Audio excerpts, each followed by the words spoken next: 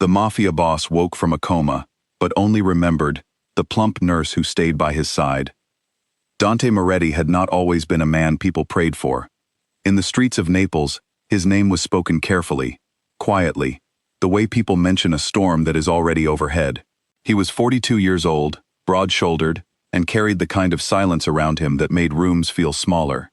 He had built his family's empire over 2 decades with patience, strategy, and a coldness that few people ever saw crack. He was not cruel without reason, but he was never soft. On a Tuesday night in November, the rain was coming down hard on the cobblestones outside a small restaurant on the east side of the city. Dante had just finished a quiet dinner with 2 of his most trusted men. He stepped outside, turned up the collar of his coat, and that was when everything ended and, though he did not know it yet, everything began. 3 shots. The sound was swallowed quickly by the rain. His men reacted fast, but not fast enough. Dante went down onto the wet street, and the world around him went completely dark. He was rushed to a private clinic on the edge of the city. The doctors who worked on him that night were experienced, professional, and deeply afraid, not of losing him medically, but of what it would mean if they did. They gave him a 20% chance. They told his people to prepare for the worst. And then they did everything they could. Dante survived the surgery, but he did not wake up. He slipped into a coma that the doctors described as deep and unpredictable. His body was healing. His brain, however, was somewhere far away. Days passed, then a week, then 2. His wife, Claudia, came the first few days. She wore expensive clothes and sat in the private waiting area with her phone in her hands. She asked the doctors careful questions, but her eyes were already doing calculations that had nothing to do with love. By the 2nd week, her visits became shorter. By the 3rd, they stopped almost entirely. His men rotated in and out of the hallway in shifts, standing guard out of loyalty and fear in equal measure. They checked on the empire more than they checked on the man. The room itself became quiet. A machine beeped softly at regular intervals. Tubes ran into his arms. The television on the wall was never turned on. Outside the window, the city moved without him, indifferent and continuous. And then there was Fiora. Fiora Esposito was 35 years old and had been a nurse for 11 years. She was not tall. She was not the kind of woman who walked into a room and made people stop talking.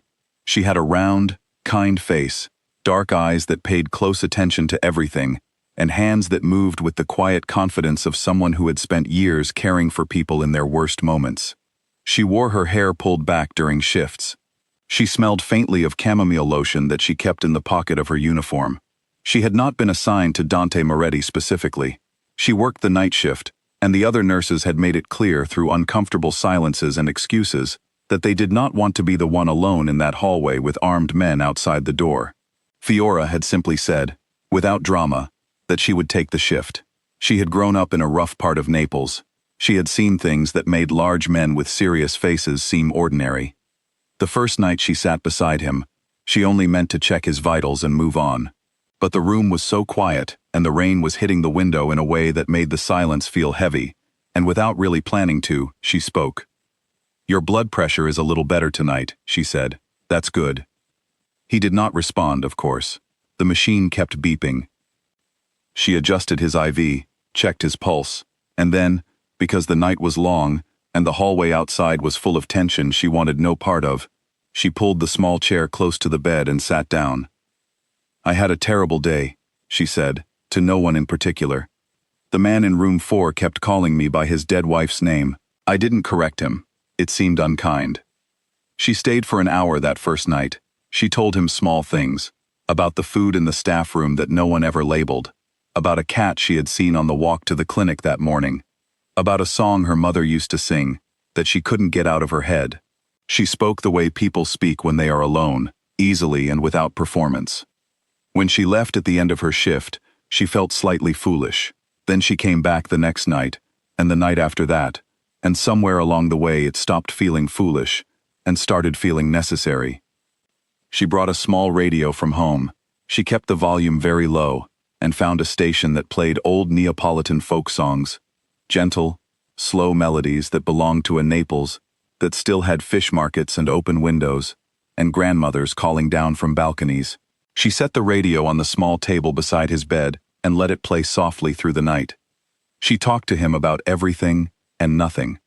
She told him about her childhood in a small apartment where 4 people shared 2 rooms and somehow were happy anyway. She told him about the patients she carried in her heart, the ones who recovered, the ones who didn't, and the ones who simply needed someone to look at them like they mattered. She told him about her loneliness, once, and then felt embarrassed and changed the subject. It was professional, but she held it one moment longer than necessary, not out of anything she could name, but because the man in the bed, whoever he had been in his life outside these walls, looked in that moment like someone who had been carrying a very heavy weight for a very long time. 67 days after he was brought in, on a quiet Thursday morning when the sun was just beginning to come through the window and the radio was playing something slow and familiar, Dante Moretti opened his eyes. Fiora was sitting in the chair, reading a paperback novel, completely at ease. She did not notice immediately. He lay still for a moment, looking at the ceiling, then turned his head toward the sound of the music. His eyes found her. She looked up. For 1 second, they simply looked at each other.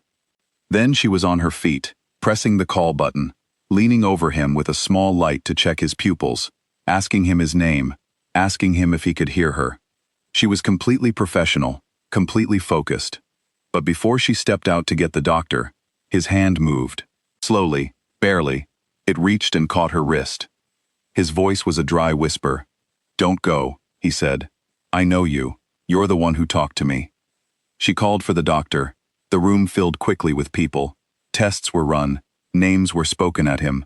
Hands were waved in front of his face. The doctors confirmed what they had hoped. He was conscious. He was responsive, and he was going to recover physically. What they also found, however, was that the oxygen loss during the worst moments of his surgery had affected his memory in a specific and strange way. His early life was intact, his childhood, certain old instincts and knowledge. But his recent years were fragmented. Names he should have known were gone. Faces were unclear. Events that everyone around him considered important were simply missing. Claudia came back to the clinic the same day the news spread that he had woken up. She walked in wearing a coat that probably cost more than Fiora made in a month. She stood at the foot of the bed and said his name warmly, like she had been there all along. Dante looked at her with honest, quiet confusion. Nothing. Marco, his most senior lieutenant, came in and leaned close. Dante studied his face. He said the name slowly when Marco told it to him, like he was trying to find it in a drawer he hadn't opened in years. It wasn't there. And then Fiora came back into the room to collect the paperback novel she had left on the chair. Dante's face changed, not dramatically. He was not a dramatic man, but something in his eyes settled, the way a compass settles when it finds north. He raised one hand and pointed at her. "Her," he said. "She was here. Every night." He paused. "She talked to me about the rain." No one in the room spoke. Claudia's expression did not change, but something behind her eyes went very still. Marco looked at the nurse, this ordinary, quiet woman in a clinical uniform holding a paperback, and said nothing. Fiora stood in the doorway, flushed, clutching her book. "You weren't supposed to hear any of that," she said softly. Something moved at the corner of Dante's mouth. It was almost a smile. For a man who had been unconscious for 67 days, it was remarkable. For a man who had apparently not smiled easily even before that, it was something else entirely. Recovery was slow. Dante was patient about it in a way that surprised his doctors, who had prepared themselves for a difficult and demanding patient. He asked questions carefully. He listened. He worked through the physical therapy without complaint. The empire, slowly, was being explained to him again. Documents, names, structures, and he absorbed it all with the same focused attention he had once used to build it. But every day, he asked for Fiora. Not romantically, not improperly, simply asked that she be the one to check on him in the evenings, that she be present when his energy was low and the room felt too large. He asked her questions no one else was asking him, what she had meant the night she said her mother's soup tasted like old arguments, whether she actually liked the rain or had simply been making conversation, what the book she had been reading was about. She answered carefully. She was professional. She was aware, acutely aware, of the weight of what surrounded this man, the men outside the door, the wife who had returned with calculated warmth, the world that was waiting to receive him back. She was a nurse, from a small apartment in a rough neighborhood. She had no place in his orbit.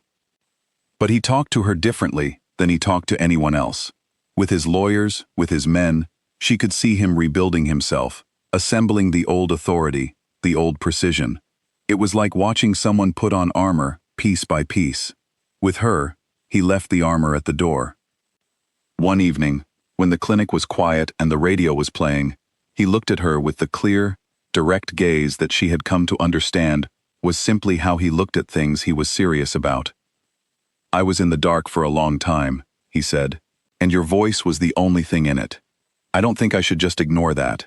She told him, practically, that it was likely the mind holding on to the most consistent stimulus during unconsciousness, a neurological response, not a personal one. He said he had been off the strong medication for 3 weeks. She looked out the window and did not respond, but she did not leave either. The confrontation she had been quietly dreading came on a Tuesday night, 3 weeks before his scheduled discharge. Claudia stopped her in the hallway near the nursing station, alone, and spoke to her in a voice that was pleasant in tone and made entirely of ice underneath. She told Fiora that she understood how these things happened, that men in vulnerable states formed attachments to their caregivers, that it was common and meant nothing, and would dissolve the moment he was back in his real life.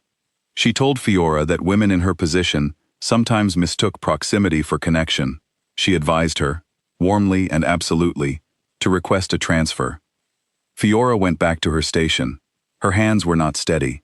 She pulled out the transfer form. She told herself it was the right thing, the safe thing, the only sensible thing. That same night, word reached Dante about something Marco had done, a decision made without his knowledge, a line crossed that apparently some part of him, even without his full memory, recognized as wrong. The old instinct broke through the fog completely. He called Marco in. He was quiet and precise and final. Marco left the clinic that night and did not return. Then Dante asked where Fiora was. He found her at the nursing station, the transfer form in front of her. He sat down in the chair across from her without asking, the way a man sits when he knows he belongs somewhere, even if it isn't obvious yet. "Claudia spoke to you," he said. Fiora kept her eyes on the form. He looked at it quietly. Then he said, "You talked to me when I had nothing. No name that meant anything. No power. Nothing anyone wanted. You talked to me about a cat you saw on the street, and a song your mother used to sing." He paused. "That is not a small thing, Fiora. That is the only honest thing that has happened to me in longer than I can remember." He did not ask her to stay.